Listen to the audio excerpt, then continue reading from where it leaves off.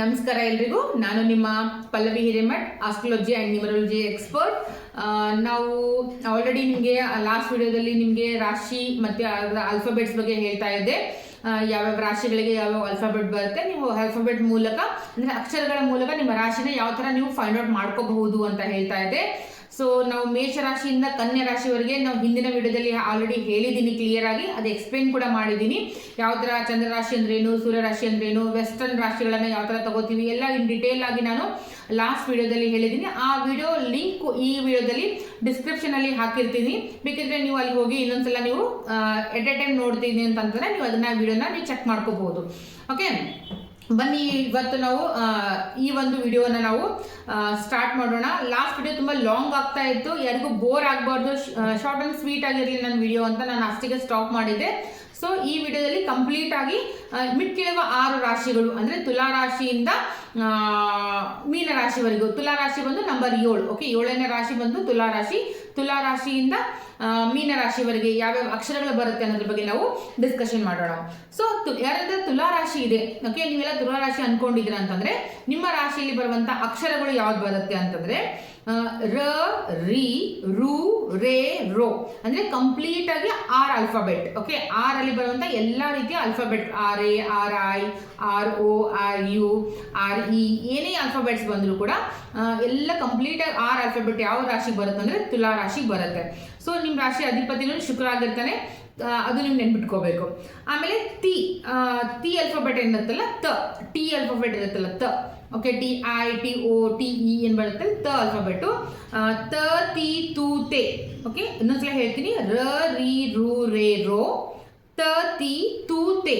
ಈ ಎಲ್ಲ ಆಲ್ಫಾಬೆಟ್ಸ್ ಏನಿರುತ್ತಲ್ಲ ಅದು ತುಲಾ ರಾಶಿಯಲ್ಲಿ ಬರುವಂತ ಆಲ್ಫಾಬೆಟ್ಗಳು.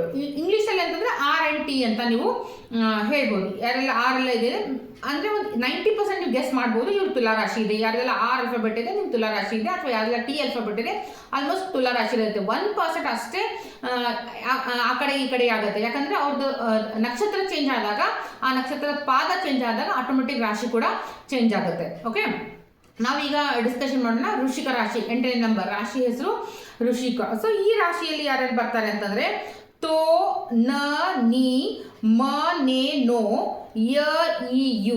ಓಕೆ, ತೋ ಅಂದ್ರೆ ನಾನು ಆಲ್ರೆಡಿ ಹೇಳಿದ್ದೆ 4ನೇ ಪಾದ ಏನ್ ಬರುತ್ತೆ ಅದು ಇಲ್ಲಿ ಕ್ಯಾರಿ ಫಾರ್ವರ್ಡ್ ಆಗುತ್ತೆ, ವೃಶ್ಚಿಕ ರಾಶಿಯಲ್ಲಿ ಬರುತ್ತೆ. ಅಲ್ಲಿ ಎನ್ ಆಲ್ಫಾಬೆಟ್ ಏನಿರುತ್ತಲ್ಲ, ಎನ್ ಅಲ್ಲಿ ಏನು ಯಾರು ಹುಟ್ಟಿರ್ತಾರೆ, ನವೀನ್ ಆಗಿರ್ಬೋದು, ನೂತನ್ ಆಗಿರ್ಬೋದು, ಓಕೆ, ನೃತ್ಯ ಆಗಿರ್ಬೋದು, ನಿತ್ಯ ಆಗಿರ್ಬೋದು, ನವ್ಯ ಆಗಿರ್ಬೋದು, ಈ ಥರ ಎಲ್ಲ ಅಕ್ಷರಗಳು ಏನು ಬರುತ್ತೆ ನ ಅಂದ್ರೆ ಎನ್ ಅಕ್ಷರದಲ್ಲಿ ಬರುತ್ತೆ. ಆಮೇಲೆ ಯ, ಯ, ಇ ಏನು ಬರುತ್ತೆ, ಯ, ಯ, ಇ, ಮ ಅದೆಲ್ಲ ಏನು ಬರುತ್ತೆ ವೃಶ್ಚಿಕ ರಾಶಿಯಲ್ಲಿ. ವೈ ಆಲ್ಫಾಬೆಟ್ ಏನು ಬರುತ್ತಲ್ಲ ಅದು ಕೂಡ ವೃಶ್ಚಿಕ ರಾಶಿಯವರಿಗೆ ಬರುತ್ತೆ. ನೆಕ್ಸ್ಟ್ ಬಂದ್ಬಿಟ್ಟು ಧನು ರಾಶಿಯವರಿಗೆ ನೋಡೋಣ. ಸೊ ಎ ಅಂದ್ರೆ ದೊಡ್ಡ ಎ ಬರುತ್ತಲ್ಲ, ಎ, ಯೋ, ಭ, ಭಿ, ಭೂ ಅಂದ್ರೆ ಬಿ ಹೆಚ್ ಎ ಏನು ಬರುತ್ತಲ್ಲ ದೊಡ್ಡ ಬ. ಓಕೆ, ದೊಡ್ಡ ಬ, B H A, Bharati, Bhagya. Okay, ಈ ಥರ ಏನಿರುತ್ತಲ್ಲ ಬಿ ಹೆಚ್ ಎ ಅನ್ನೋದು ಆಲ್ಫಾಬೆಟ್ಟು ಅದು ನಿಮಗೆ ಧನು ರಾಶಿಯವರಿಗೆ ಬರುತ್ತೆ. ಅದು ಬಿಟ್ಟರೆ ಎ, ಯೋ ಬರುತ್ತಲ್ಲ, ಯೋಗೇಶ್ ಆ ಥರ ಬರುತ್ತಲ್ಲ, ಅಂದ್ರೆ ವಾಯು ಏನು ಬರುತ್ತಲ್ಲ ಆ ಥರ ಯೋಗೇಶ್ ಆ ಥರ ಎಲ್ಲ ಏನು ಬರುತ್ತೆ ಧನು ರಾಶಿಗೆ ಬರುತ್ತೆ. ಅದು ಬಿಟ್ಟರೆ ಫ, ದೊಡ್ಡ ಫ ಬರುತ್ತಲ್ಲ, ಪಿ ಹೆಚ್ ಎ ಫ ಬರುತ್ತಲ್ಲ ಅದು ಫ, ಮತ್ತೆ ಡ ಅಂಡ್ ಬೇ ದೊಡ್ಡ ಬೇ ಬರುತ್ತಲ್ಲ, ಇವೆಲ್ಲ ಆಲ್ಫಾಬೆಟ್ಗಳು ಏನಾಗುತ್ತೆ ಧನು ರಾಶಿಯವರಿಗೆ ಬರುತ್ತೆ. ಸೊ ನೆಕ್ಸ್ಟ್ ಅಂತಂತಂದ್ರೆ ಮಕರ ರಾಶಿ. ಓಕೆ, ಮಕರ ರಾಶಿಯಲ್ಲಿ ಹುಟ್ಟಿದವರಿಗೆ ಯಾವ್ಯಾವ ಆಲ್ಫಾಬೆಟ್ ಬರುತ್ತೆ ಅಂತಂದ್ರೆ ಭೋ ಬರುತ್ತೆ, ದೊಡ್ಡ ಭೋ ಬರುತ್ತಲ್ಲ, ಬಿ ಹೆಚ್ ಓ ಭೋ ಬರುತ್ತಲ್ಲ ಆ ಭೋ ಬರುತ್ತೆ. ಭೋ, ಜಾ, ಜಿ, ಖಿ, ಖು, ದೊಡ್ಡ ಖ ಬರುತ್ತಲ್ಲ. ಓಕೆ, ಸಣ್ಣ ಕ ಅಲ್ಲ ಖೋ, ಖುಷ್ಬು ಖು ಬರುತ್ತಲ್ಲ ಅದು, ಋಷಿ ರು ಬರುತ್ತಲ್ಲ ಅದು, ಆ ರು ಬರುತ್ತಲ್ಲ ಆ ರು ಬರುತ್ತೆ. ಮತ್ತೆ ಗಾ ಬರುತ್ತೆ, ಗಾ ಅಂಡ್ ಗಿ. ಓಕೆ, ಗಾ ಅಂಡ್ ಗಿ, ಭೋ, ಜಿ, ಜಿ ಮತ್ತೆ ಖು, ದೊಡ್ಡ ಖು, ಖುಷ್ಬು ಖು ಏನು ಬರುತ್ತೆ ಋಷಿ ಖು, ಅದು ಕೂಡ ಏನು ಬರುತ್ತೆ ಮಕರ ರಾಶಿಯಲ್ಲಿ ಬರುತ್ತೆ. ಈ ಒಂದು ಆಲ್ಫಾಬೆಟ್ ಹುಟ್ಟಿದವರೆಲ್ಲ ಮಕರ ರಾಶಿಯವರಾಗಿರ್ತಾರೆ. ಸೊ ನೆಕ್ಸ್ಟ್ ಬಂದ್ಬಿಟ್ಟು ಕುಂಭರಾಶಿ.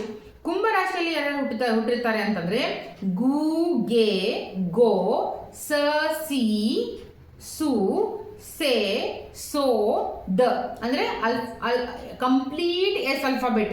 ಯಾರ್ದೆಲ್ಲ ಎಸ್ ಅಲ್ಫಾಬೆಟ್ ಅಲ್ಲಿ ಇದೆ ಅಥವಾ ಎಸ್ ಅಲ್ಫಾಬೆಟ್ ಅಂತ ಹೆಸರಿದೆ ಅವರೆಲ್ಲರೂ ಏನಾಗಿರ್ತಾರೆ ಕುಂಭರಾಶಿಯಲ್ಲಿ ಬರ್ತಾರೆ. ಸ್ಟಾರ್ಟಿಂಗ್ ಒಬ್ರು ಜಿ ಅಲ್ಫಾಬೆಟ್ ಅಲ್ಲಿ ಕೆಲವೊಬ್ರು ಕೂಡ ಕುಂಭರಾಶಿಗೆ ಬರ್ತಾರೆ. ಅದು ಹೇಳಿದ್ರೆ ಪಾದಗಳ ಮೇಲೆ ಡಿಪೆಂಡ್ ಆಗಿರುತ್ತೆ. ಮತ್ತೆ ನೀವು ಅನ್ಬಾರ್ದು ಮೇಡಮ್ ನಾನು ಇದು ಇದೆ ನೀವು ಈ ತರ ಹೇಳಿದಿರಲ್ಲ ಅಂತ. ಅದಕ್ಕೆ ನನ್ನ ವಿಡಿಯೋನ ಕರೆಕ್ಟಾಗಿ ಲಕ್ಷ್ಯ ಕೊಟ್ಟು ಕೇಳಿ ನೀವು. ಯಾಕಂತಂದ್ರೆ ಹೇಳುವಂಥ ಕಾನ್ಸೆಪ್ಟ್ ಕ್ಲಿಯರ್ ಆಗಿದ್ರೆ ನಿಮ್ಗೆ ಯಾವುದು ಡೌಟ್ಸು ಕಾಮೆಂಟ್ಸು ಬರೋದಿಲ್ಲ. ಸೊ ಪಾದಗಳು ಚೇಂಜ್ ಆದಾಗ ನಿಮ್ಮ ರಾಶಿ ಕೂಡ ಚೇಂಜ್ ಆಗೋ ಚಾನ್ಸಸ್ ಇರುತ್ತೆ. ಸೊ ಗಾಗಿ ಏನ್ ಬರುತ್ತೆ ಮಕರ ರಾಶಿಲಿ ಬರುತ್ತೆ ಆಲ್ರೆಡಿ. ಸೊ ಮುಂದಿನ ಗೂಗೆ ಏನ್ ಬರುತ್ತೆ ಕುಂಭರಾಶಿಯಲ್ಲಿ ಬರುತ್ತೆ. ಅದಕ್ಕೆ ಬಿಟ್ಟು ಕಂಪ್ಲೀಟ್ ಆಗಿ ಎಸ್ ಅಲ್ಫಾಬೆಟ್ ಏನಿದೆ ಅದು ಕುಂಭರಾಶಿಯಲ್ಲಿ ಬರುತ್ತೆ. ಮತ್ತೆ ದ ಓಕೆ ಡಿ ಎ ದ ಏನಿರುತ್ತಲ್ಲ ಅದು ಕೂಡ ಕುಂಭರಾಶಿಯಲ್ಲಿ ಬರುತ್ತೆ.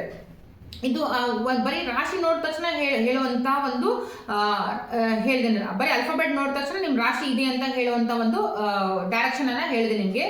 ಬರೀ ಅಲ್ಫಾಬೆಟ್ ನಿಂದ ರಾಶಿ ಡಿಸೈಡ್ ಆಗಲ್ಲ, ಅಲ್ಲಿ ನಕ್ಷತ್ರನೂ ಬೇಕಾಗುತ್ತೆ ಪಾದನೂ ಬೇಕಾಗುತ್ತೆ. ಓಕೆ, ಪಾದ ನಕ್ಷತ್ರ ತುಂಬಾ ಅಂದ್ರೆ ತುಂಬಾ ಇಂಪಾರ್ಟೆಂಟ್ ಆಗುತ್ತೆ. ಸೊ ಇಲ್ಲಿ ಕೊನೆಯ ರಾಶಿ ಆಗಿರೋದು ಅಂದ್ರೆ ಮೀನರಾಶಿ. ಮೀನರಾಶಿಯವರಿಗೆ ಯಾವ ಅಲ್ಫಾಬೆಟ್ ಬರುತ್ತೆ ಅಂತಂದ್ರೆ ಇಲ್ಲಿ ದಿ, ದು, ಶಂ. ಓಕೆ, ಶಂ ಅಂದ್ರೆ SHAM ಶಂ, ಶಾಂಭವಿ, ಶಾಮ್ ನೋಡಿ, ಶಾಮ್ ನೋಡಿ SHAM ಶಾಮ್ ಬರುತ್ತಲ್ಲ ಶಾಮು.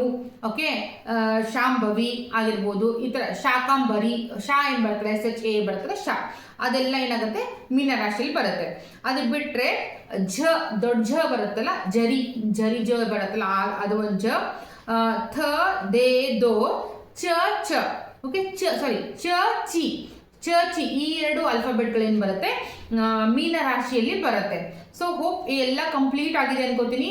ಮೇಷರಾಶಿಯಿಂದ ಕನ್ಯಾ ರಾಶಿವರೆಗೆ ಫಸ್ಟ್ ವಿಡಿಯೋದಲ್ಲಿ ಅಪ್ಲೋಡ್ ಮಾಡಿದ್ದೀನಿ ಎಲ್ಲ ಯಾವ್ಯಾವ ಅಲ್ಫಾಬೆಟ್ಸ್ ಯಾವ್ಯಾವ ರಾಶಿಗೆ ಬರುತ್ತೆ ಅಂತ.